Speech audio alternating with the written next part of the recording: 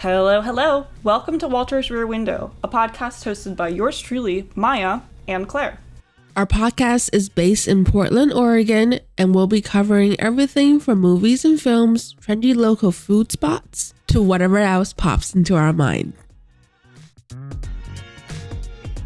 Merry, everyone. How's it going? How are you, Claire? I'm doing good. We've just finished Christmas here, and how was your Christmas, Maya?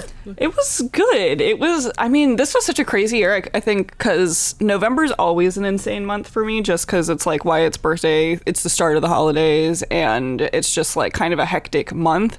December is usually kind of calm for me, but then we decided to do season 3 of Walter's Rear Window, our holiday season, and it just like filled up. Like every single week I was doing something. So like I felt so exhausted, but like also like I was doing so much, which is nice. Like I feel like I get depressed if I'm not busy during like the holiday season, you know? So like it felt like it was tired, but good tired, you know? Yeah, definitely. So kind of to start off the holiday season, we had our Christmas party. We did. Which was very fun. I thought it was going to be 8 people, but then it ended up 6. Yeah, so we had 2 of our guests bailed, which we always have to plan for that. That's the thing, is like you always have to plan for like a third of the guests not to show up. I'm happy about it because I much prefer a smaller, lower key thing. And also I think like...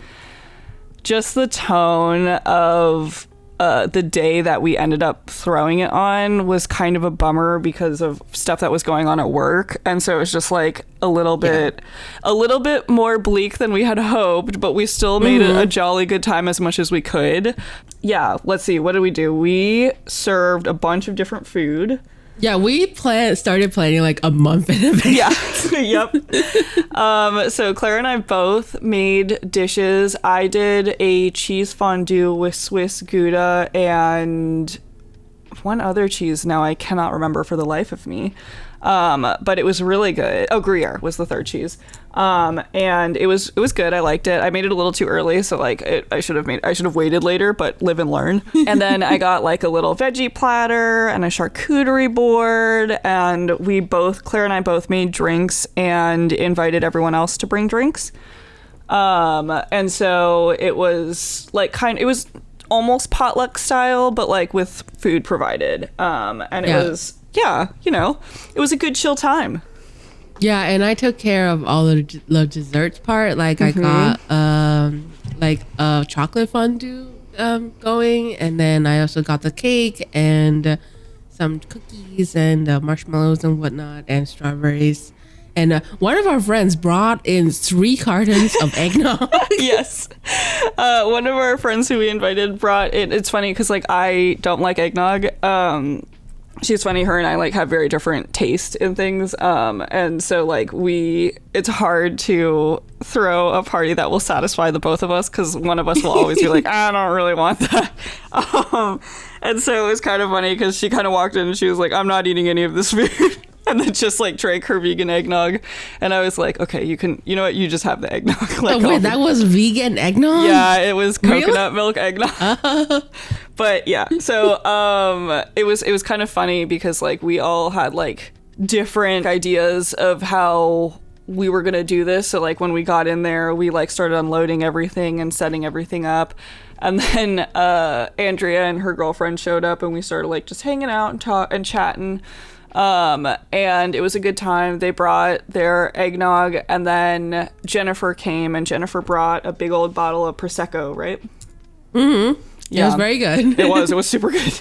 And then, yeah, it was a good time. We chatted and gossiped and had a giggle, laughed, and, tried to be merry. It was like, it's hard, I think, towards like the end of the Christmas season. Like I was having a conversation with my dad. My dad throws a lot of parties. I'm like the complete opposite of my parents. They're very like, come to our house and do something. And I'm very much like, that stresses me out.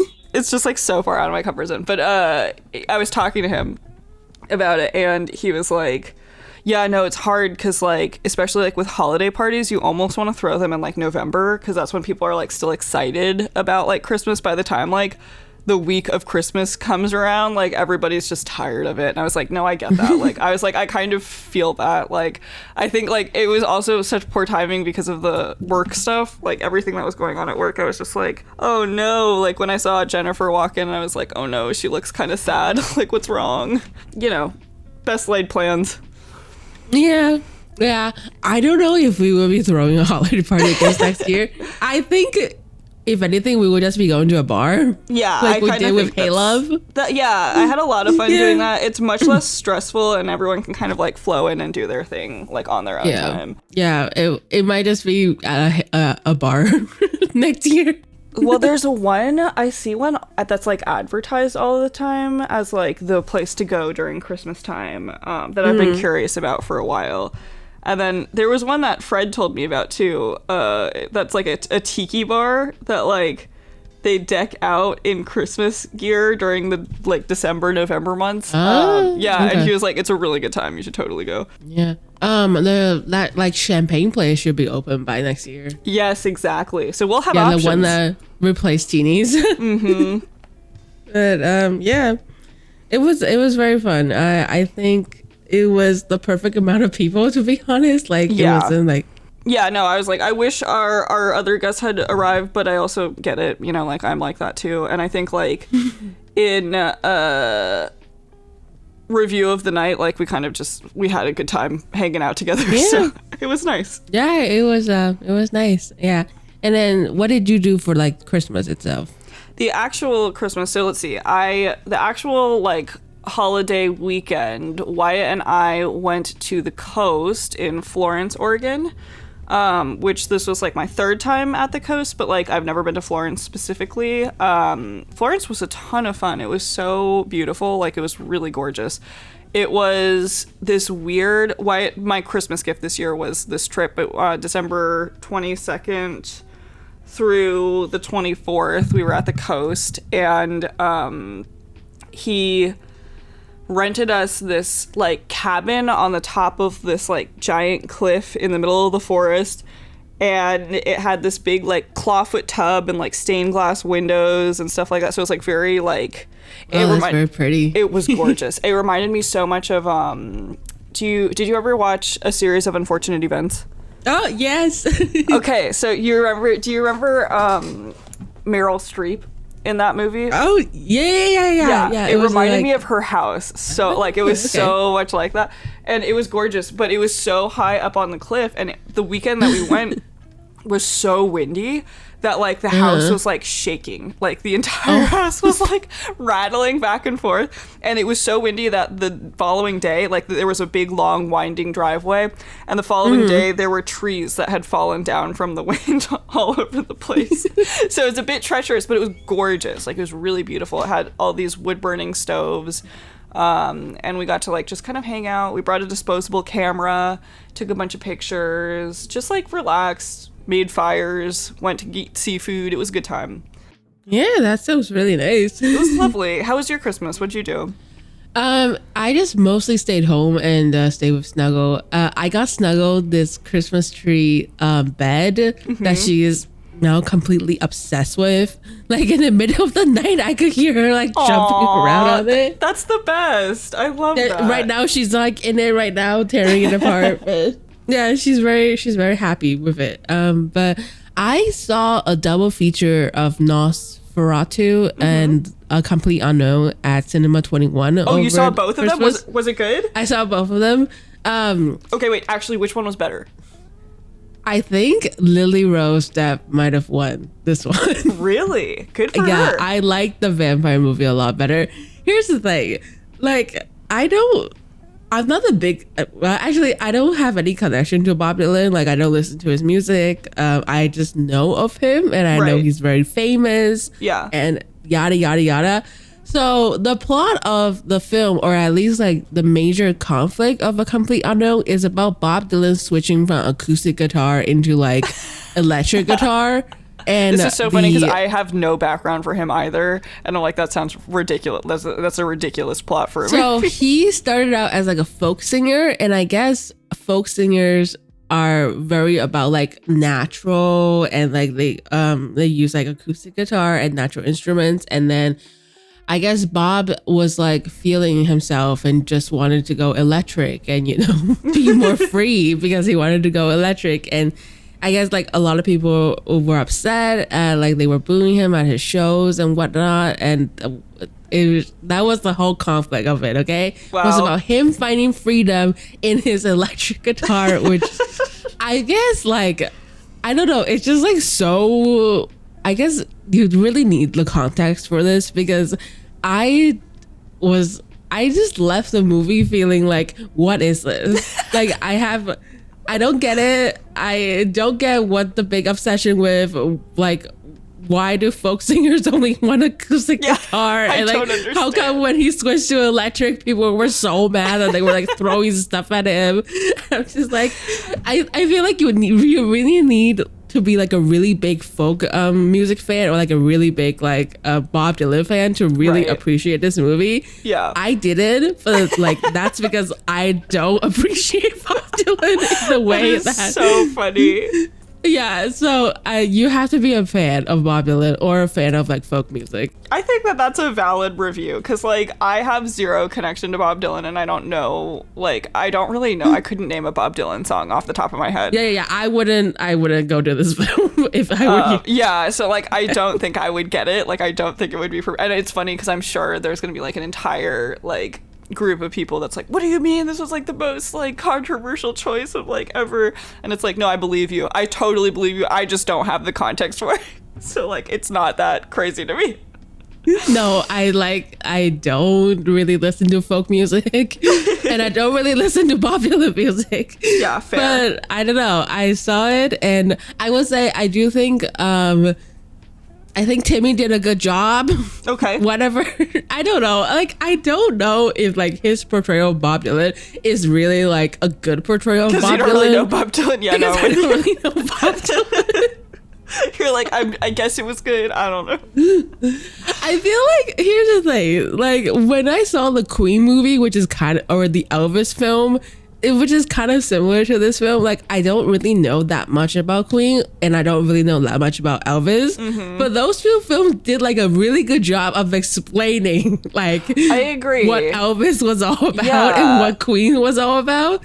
This film, I would say it relied on you knowing. Yeah, no. Wow. It's also because I think like it like folk music and like Bob Dylan music fans are a specific crowd. Mm-hmm. Like, like with Queen, everybody pretty much knows like We Will Rock You and like like there are like songs that are just like somewhat pop music or like pop music adjacent. In some ways you can argue Elvis was the original pop star. He was like the Justin Bieber of his days. Oh my god, wait, that's so but Nosferatu was good. It was good. So switching on, so I went to see Nosferatu. I really loved it. I thought it was a very good rendition of the original film that came out.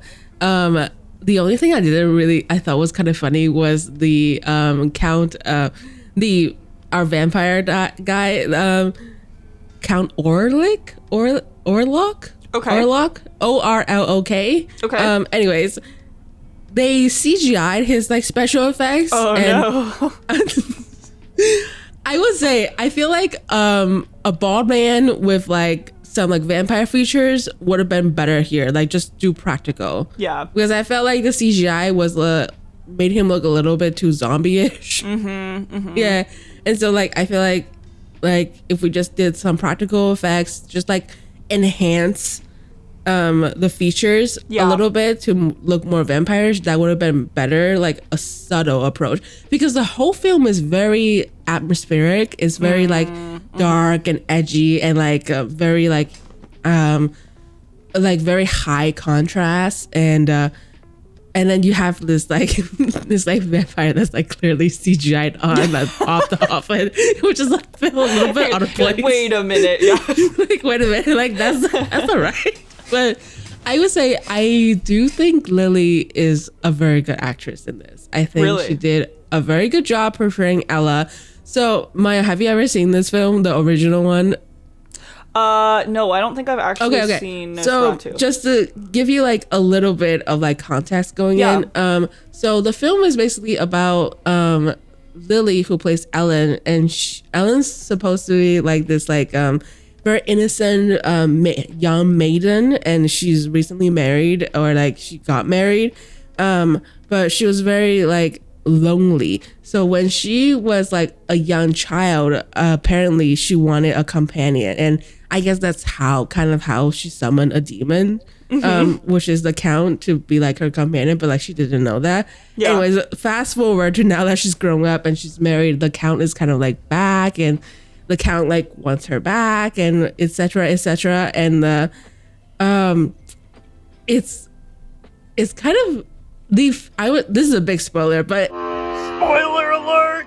It ends with her sacrificing herself, dying to the Count, and letting the Count drink her blood till when the sun comes up, and then that's how he burns away. So, and she dies because of that too, and it's kind of like, it's very Romeo and Juliet. Yeah, it's very Romeo and Juliet. Well, not Romeo and Juliet, because Juliet did not want Romeo at all. And Romeo was like a disfigured zombie looking vampire. You know, in a terrifying kind of way. It's a bit like Beauty and the Beast. Sure. Except the Beauty and the Beast do not want to be together. If anything. But yeah, that's kind of like the whole plot of the film. And I thought it was like the art direction and everything was done very, very well. And I don't know, it was just kind of like a very beautiful film to watch during Christmas, I would say. Yeah, no, it was funny because like I was surprised they were releasing it during December, but like every preview I've seen has been absolutely gorgeous, so like I kind of get it, you know? Like I'm like, yeah. I mean, yeah, it's like snowy. So it's like snowy and dark and like very atmospheric and everything. So it's very moody. It's like a nice like moody film to show to. I am a sucker for a moody film. Yeah, and like the plot is easy to understand. Like, I understand that like this vampire demon, we gotta kill him, and like, you know, identifiable conflict. All right, identifiable conflict, and and we have this young maiden, Ella, played by Lily Rose Depp, who is like, who's wanting to help her husband because her husband went to sell the Count like his castle or his castle, but then the Count kind of trapped her husband there, and then the husband is like and then the Count ended up going towards her village to try and find her, and then the husband's like rushing back to try and save her, and then she's like, I gotta do something, I gotta make a sacrifice, and then so she let him drink his blood, and then the sunlight came up, and then that's how he died. And then she also died because she lost too much blood. And it was very sad and tragic, but also very beautiful and like kind of slow moving. I'm sure it was like a really pretty scene. Like, you're making me want to see it now. I'm gonna go watch it. Yeah, it was. I will go see it. I will see it over The Complete Unknown because I love. All right, there you have it. That's our holiday season movie review of this. That's our holiday season movie review. Go watch Nosferatu and maybe watch The Complete Unknown if you're like a big music folk fan or if you're a big Bob Dylan fan. Yeah. Otherwise, I would skip it. Like, I really would skip it. I left that film so confused. Like, why did the electric guitar like piss so many people off? I'm so confused. Oh my god, that's awesome. All right, well, go watch Nosferatu, tell us what you thought, and tell us why we're wrong about Bob Dylan. Yeah. Yeah, educate us, you know? We are not Bob Dylan fans, and we're not folk music fans, so please educate us on why the switch to electric was so controversial. Yeah, let's hear it. I want to know. All right, happy holidays, Merry Christmas, y'all. Happy holidays. Tune in next week for more fun convos, and don't forget to follow us at Walter's Rear Window on Instagram for updates.